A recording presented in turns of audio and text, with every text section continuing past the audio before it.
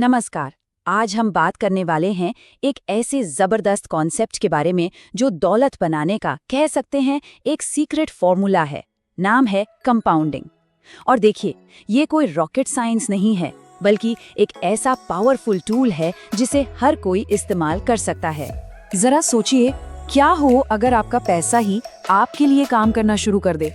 मतलब वो खुद ही अपने लिए और पैसा कमाए। बस यही है कंपाउंडिंग का असली जादू।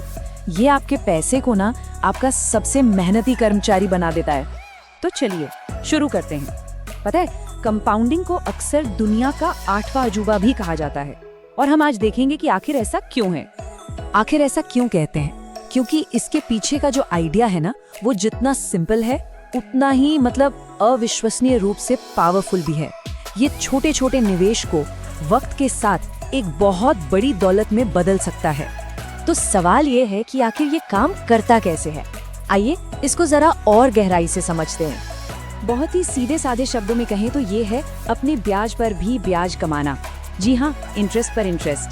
मतलब कमाई सिर्फ आपके शुरू के इन्वेस्टमेंट पर नहीं होती, बल्कि उस इन्वेस्टमेंट से जो कमाई हुई है उस पर भी होती है।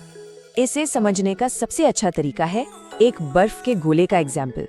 सोचिए, एक छोटा सा बर्फ का गोला जब पहाड़ी से नीचे लुढ़कता है तो क्या होता है? वो रास्ते में और बर्फ लपेटता जाता है, और बड़ा होता जाता है, और उसकी रफ्तार भी बढ़ जाती है। कंपाउंडिंग में पैसा भी बिल्कुल इसी तरह बढ़ता है। तो प्रोसेस क्या है? बहुत सिंपल है।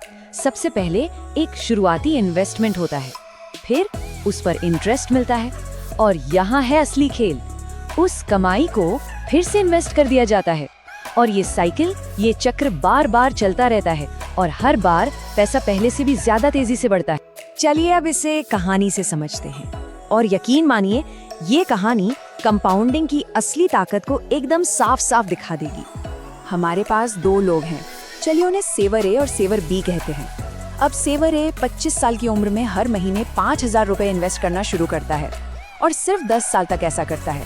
35 की उम्र में वो रुक जाता है। मतलब कुल इन्वेस्टमेंट कितना हुआ? 6 लाख रुपए। अब आते हैं सेवर बी पर। वो 35 की उम्र में शुरू करता है, यानी ए से 10 साल बाद, लेकिन वो 30 सालों तक, मतलब 65 की उम्र तक इन्वेस्ट करता रहता है। उसका कुल इन्वेस्टमेंट है 18 लाख रुपए, जो ए से पूरे 3 गुना ज्यादा है। तो सवाल ये है, 65 की उम्र में ज्यादा पैसा किसके पास होगा, ए के पास या बी के पास? और जो नतीजे हैं वो सच में हैरान कर देने वाले हैं।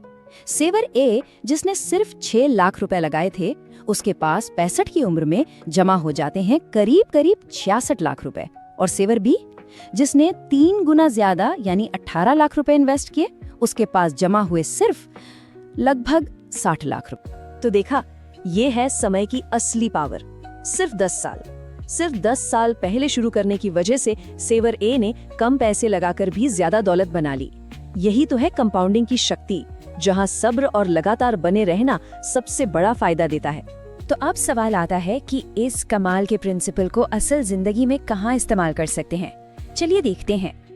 देखिए, ये प्रिंसिपल तो लगभग हर जगह काम कर रहा है, चाहे वो हमारे रिटायरमेंट अकाउंट्स हों जैसे ईपीएफ या पीपीएफ, या फिर शेयर बाजार में किया गया इन्वेस्टमेंट, म्यूचुअल फंड्स, ईटीएफ्स, और यहाँ तक कि हाई यील्ड सेविंग्स अकाउंट्स। ये सब के सब कंपाउंडिंग की ताकत पर ही तो बनाए गए हैं, ताकि वक्त के साथ पैसा बढ़ता रहे। लेकिन यहाँ एक जरूरी बात है, सावधान रहने की जरूरत है, क्योंकि कंपाउंडिंग आपके खिलाफ भी काम कर सकता है। जी हाँ, ये एक दो-धारी तलवार की तरह है, और इसका दूसरा पहलू समझना बहुत जरूरी है। देखिए, जिस रफ्तार से कंपाउंडिंग आपकी दौलत को बढ़ा सकता है, ठीक उसी रफ्तार से ये आपके कर्ज को भी बढ़ा सकता है। क्रेडिट कार्ड का बिल या हाई इंटरेस्ट वाले लोन, ये इसके सबसे बड़े उदाहरण हैं। यहाँ भी वही होता है, ब्याज पर ब्याज लगता है और कर्ज का बोझ तेजी से बढ़ता चला जाता है। तो अब हम आते हैं इस पूरी बातचीत के सबसे जरूरी हिस्से पर। अगर कंपाउंडिंग से सिर्फ एक चीज सीखनी हो तो वो क्या होगी? वो एक चीज है पैसा नहीं, बल्कि समय। जी, टाइम।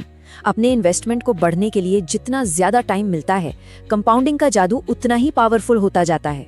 एक बहुत मशहूर कहावत है जो शायद अल्बर्ट आइंस्टाइन ने कही थी कि चक्रवृद्धि ब्याज दुनिया का 8वां अजूबा है। जो इसे समझता है वो इसे कमाता है, और जो नहीं समझता वो इसे चुकाता है।